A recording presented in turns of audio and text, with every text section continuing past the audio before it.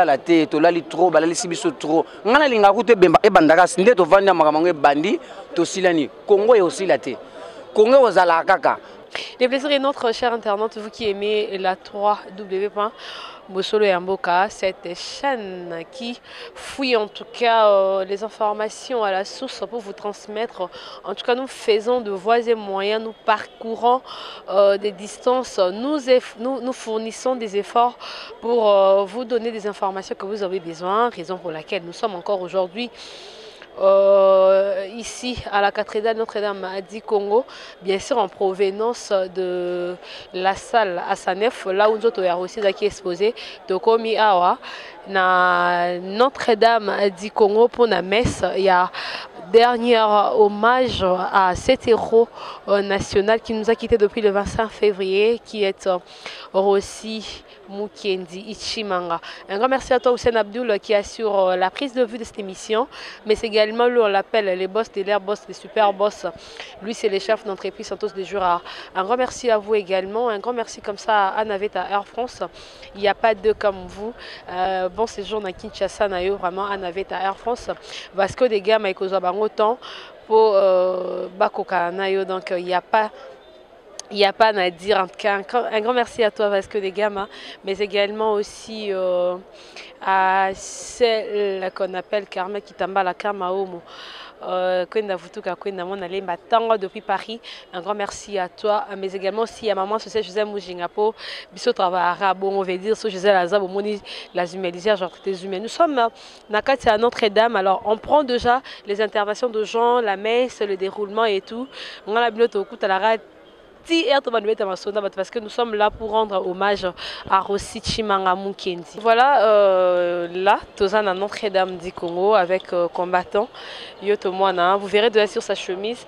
Les donc chemise OEP, il faut qu'on t'amuse pour te visiter parce que avec cette chemise, il y a vraiment un jour aussi, il y aura vraiment Balti. C'est avec lui vraiment qu'on va essayer de parler. Bonjour. Ah, bonjour. Combattant, oui. Nous autres, nous avons malam. Aussi, jour vraiment il y a événement. Tu peux nous relater au moins qui parce que le côté moi trop version et belé mais yo muto zalara sur place yo muto memara aussi. On peut expliquer biso qu'est-ce qui s'est passé jour bon nazana kilo mingi ya koloba pena parce que la télévision. La télévision toujours langage bagardaka parce que les télévision. L'essentiel la message c'est aussi Rossi babeta kebal ezaki juste na Saint-Benoît ezaki na lemba la journée à 25 wana ezaki marche à catholique bon tozalaki biso na so groupe to préparer marche et salement. Après un temps quand il y a mukie boy to senti jeep moko ye ya ba soda to tanga kombote yende te sa biso kama mbuyema mukie yende tika mbuyema tellement to daki na groupe premier tour mbuyema sali jeep eke boki ba gaz ba massas ainsi de suite. Deuxièmement jeep payé li sous switcher sur ba mbuyema puis troisièmement de ba yes qu'on a système ya beta bazo beta massas sabu portable ba papa ba beta monsieur zaki ya 6 mètres à 10 mètres à 20 mètres ba beta ti er to balu ki to okima to surtout ki na sima combattant na biso makasi o atikeli biso idéologie le PP gan toujours na C tinde ngona to ya ki to ebike to kotika bembete to kotika mutu te photo ya toujours na secours na ngona to ya ki to zwa ki to kende tina Saint-Joseph na ku na nzelande akufa ki to comme na sede to tiki et puis balandela bassoin ezaki un peu trop tard yango na moni rosiatika ebiso. Mais déjà matin il sali 3 mois depuis le 25 tilelo nous autres aussi baba qui est limoué. Ce que tu comprends du coup comme ça et bimi li susu ce que bazongi si bakundaki parce que to ebi kenzo te limoué qui na morgue. Ce que ebimi sou comment? Bon, aux mboka na biso tout le monde a toujours ils ont ba deux camps, ils ont ba camp monsieur na supériorité, ba camp monsieur un peu faible. Biso za tozali toujours na derrière aussi to na camp un peu faible. Ya on est salaire que bateau bazana camp un peu supérieur ba kanga corps ndende tikaka. Et puis ba on ba kanisa ki mutu moko pamba mais era kufi to tala comment biographie to moni ke o aza mutu munene muta lita bunda bina pona mboka ngana mona babi ah o to keno kana lenge boyo créer biso sous ba trouble na mboka yango na to e bande truc ko geler to calmer comme population c'est mais population de jour calme était azolanda toujours azolandela biso to qui surpris ba le biso famille lembongo ba bomba encore ainsi de suite yanga lobby pe to yaki lisu na même idéologie pour to tala to confirmer si réellement zaki Rossi mais to confirmer Rossi to le lisusu ah combattant mais to yebi ke biso un peu faible ba to baza supérieur biso to bundara o eza peuple to garder jour idéologie les peuples gagnent toujours yango na moni to les élèves toujours ti biso ba peuple to gagner pour to ba récupérer corps. Rossi n'est plus, vous voulez ajouter, Rossi n'est plus monini oyo ou soit état d'esprit nini botikali nango les combattants parce que Rossi est parti. Merci madame. Rossi est parti, mais Rossi n'est pas mort par hasard. Rossi a koufi pour la cause, pour la idéal. Idéal à Rossi c'est là qui Congo oyo et c'est la Congo il y a paix, il y a justice, il y a égalité sociale. Ce qui est une question pour la Rossi Nenge Bembe Sali 3 mois et ça tient que pour Baza fort. C'est tout simplement parce que Baza contre le peuple au Frank Dion à Bengara, l'État Moïni, l'État Moloki contre le peuple, la persécution, il y a un terme sur employé. C'est-à-dire que Mouta Koufi, le Bunda contre la justice, na bino yamabe, bo persécuter tina liwana ye. Et ça le terme était Mouta fort azati. Parce que la Fox, c'est le peuple. La Fox, c'est le peuple. Parce qu'il n'y a pas un empereur même dans l'histoire. Même Caligula, Mokota gagne le peuple. Donc moi je sais et je suis confiant qu'on finira par gagner parce que le peuple gagne toujours. Merci beaucoup, le peuple gagne toujours. État d'esprit ni botikali nango. Bon, état d'esprit ça état combat, biso bangana biso de là to botama ba combattant, toza toujours ba combattant. Donc partout combat ça la rapport na libération le peuple congolais biso toujours to bunda. Donc tout toujours état esprit oyo toujours to ko bunda. To connaît toujours ko bunda. Ngana on pousser toujours ka ba peuple batika ba lo bateke o amna reposer en pende ba langage ba lo barate. Amna kende ko bunda parce que makila o déjà tanga ki elaxa ke ya tangisi yango pona peuple yango na makila on etika te na biso to sangana to kende ko bunda to bunda ta l'espèce a toujours to tika za ko bunda ne tina suka to gagner parce que idéologie ça le peuple gagne toujours donc to gagner kaka.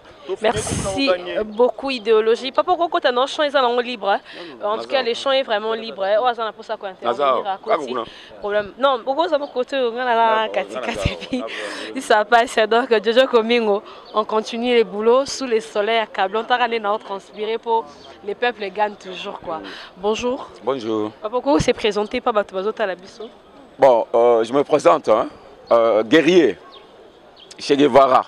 Bakombo bapesanga na mipesa te. Zolanda maman. Oui, papa. Bapesa. Force peuple toujours.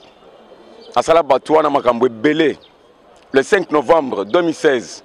L'immortel serait dans la Koufité. N'a qu'à un match triomphal. Des petits policiers, des petits soldats. Les 4 matchs na Kati. Alors, je crois que Rossi, Rossi n'est pas mort. Corps physique, mais il est immortel. Comme Sekedi. Namboko, Totangi Sekedi, Totangi Rossi, Totangi Serge Jiloukoussa, ils sont nombreux. Mais l'autre, ça va vous so baza makasi il fallait tout le monde bango lelo mais tout le monde attend mon côté donc baza na position de faiblesse alors kalamingi tête obisi bango le 23 décembre ligne rouge donc c'est que si je comprends bien Mikolo va marcher zaté donc pause le 23 décembre marche Zali puisque depuis que Rossi est parti c'est comme si bah marche en mois 12 c'est comme si Bootsa Makele est juste derrière le mur c'est ça qui stratégie. Il faut que bon stratégie bien très bien. Pour tout le monde dans le monde. Bato bagé au Sambela. Tout le monde tout moko boyé azotinda ba militaire na ba policier ba kende ko étouffer ba nakati église. Alors il fallait tout ça la moi repli muké. Hein? To maintenant ba marche au sala na groupe nyos mutu asali na marque na ye. Lobi na to na bet na marque nanga. Ba beti a reçu ba beti na marque na bango. Comité laïque a beti pe na marque na ye. UDPS grand parti a beti ce que le peuple congolais a landi.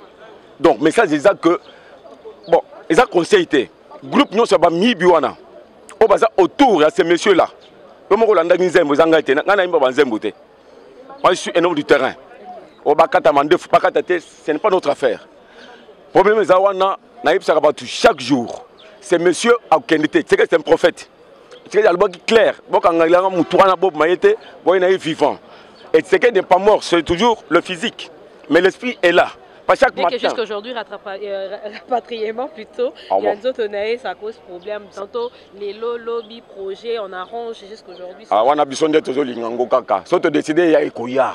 Mais pourquoi vous juste Landangaï. Si on a tout nité, comme il faut décider pourquoi vous avez décidé jusqu'aujourd'hui parce que c'est quand même un combattant aussi d'élite. Toujours décidé parce que tu as dit que soit tu as brutalement et on me soucie à ma baie, nous toi dans la mission ma baie.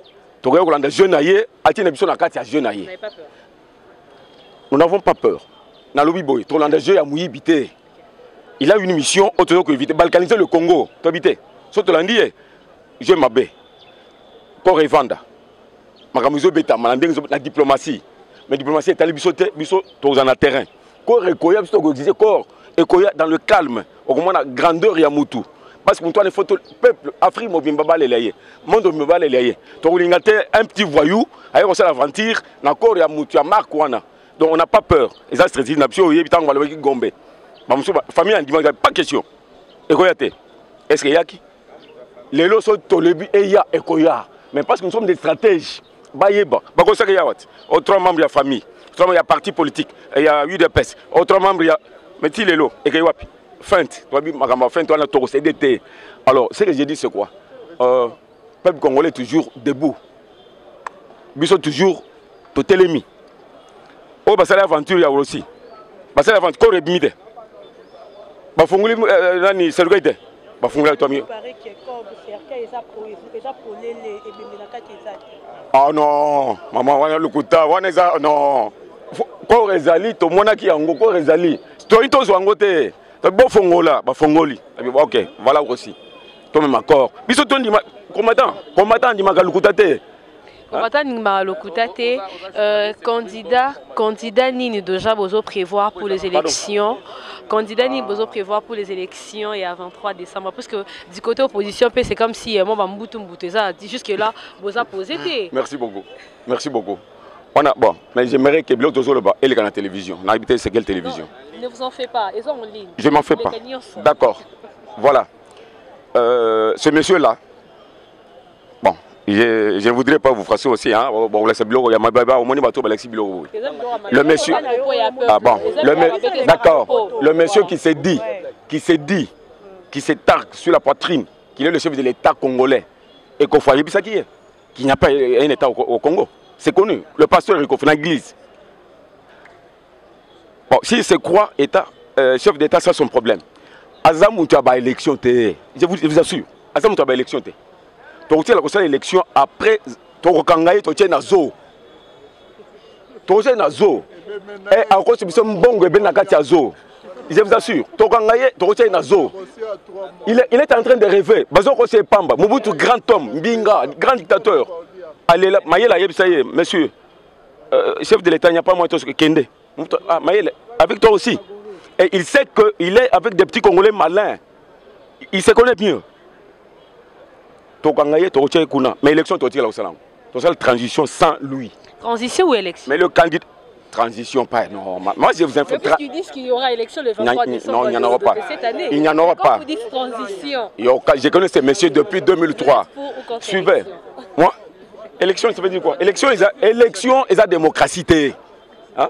Lorsqu'on dit transition, ça dit quitter le système il y a mabé, comme le système il y a bien démocratie. Aux Hollande, nous allons à transition où il y a la terre.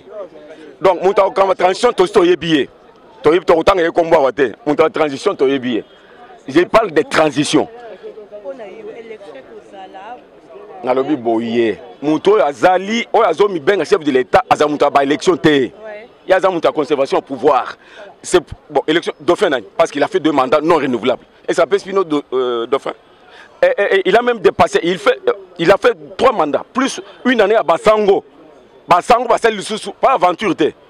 Comme on a vu, nous sommes des stratèges. Bon, une année, accord. Attention.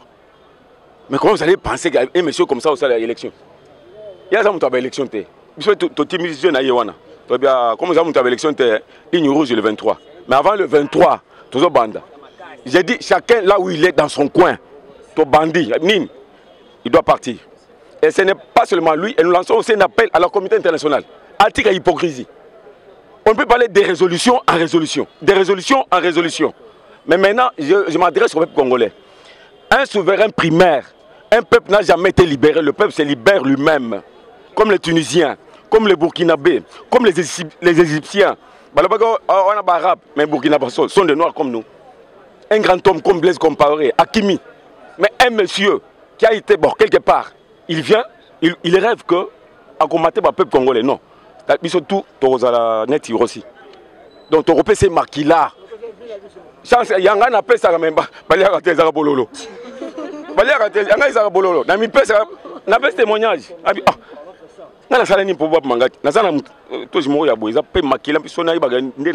Ça fait 4 ans. Juste après l'élection de 2011. Il y a une limité embuscade. La police n'a pas mis.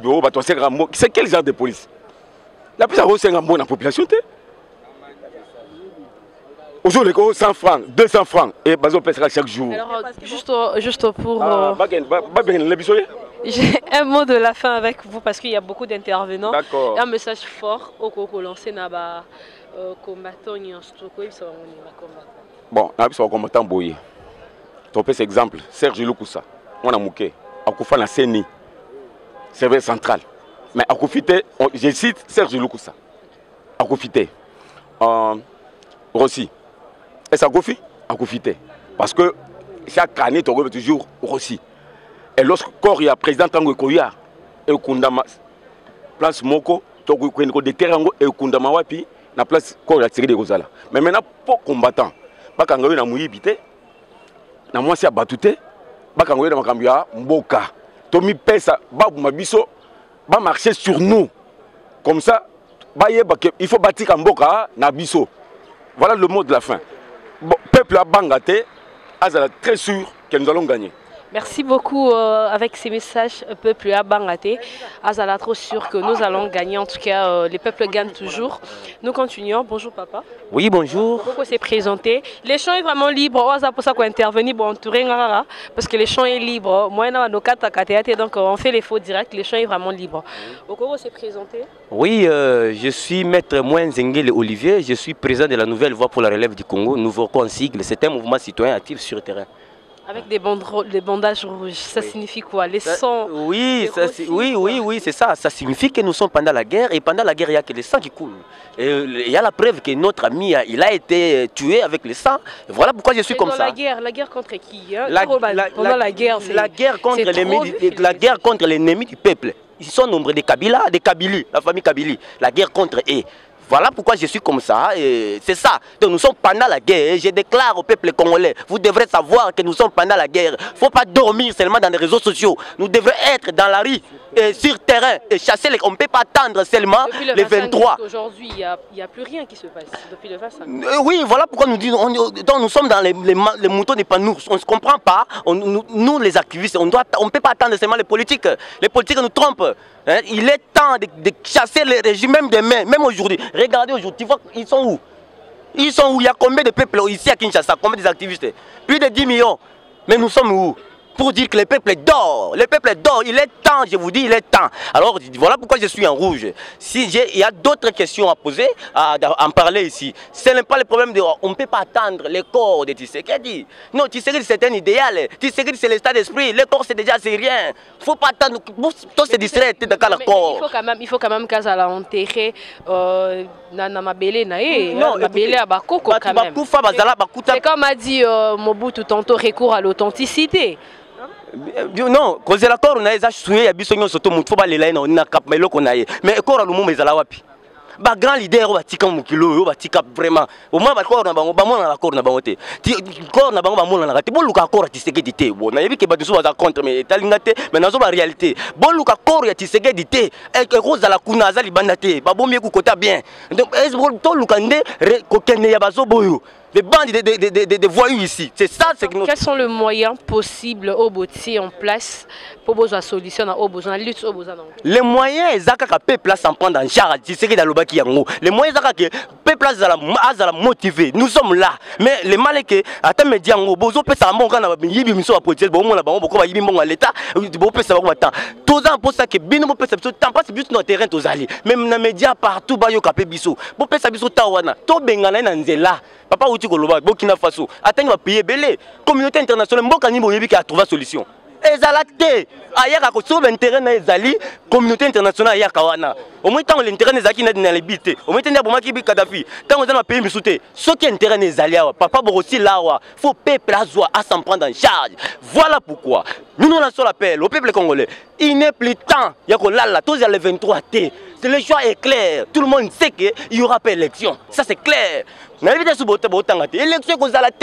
avec machine avec la mobilisation, toutes les émissions télévisées, avec tout ce qui se passe à Kinshasa, mais bon, confirmer qu'il y a élection est à la tête. Oui, parce que ça veut je suis juriste, je suis avocat. Ça veut un droit, il y a ce qu'on appelle, avant de dire droit interlocuteur. C'est-à-dire on se pressent déjà ce qui va gagner pendant la procédure. Donc pendant la procédure, donc tu y déjà que l'élection est à la tête. Et puis ce qui est là, avec quel comme CENI, ce qui est là, avec comme candidat. Bolandi makambo nyangana kaka sadara loba ki dernièrement alobi ke Kabila kozalaka candidat mais sur l'élection za la bouya za ndengeni.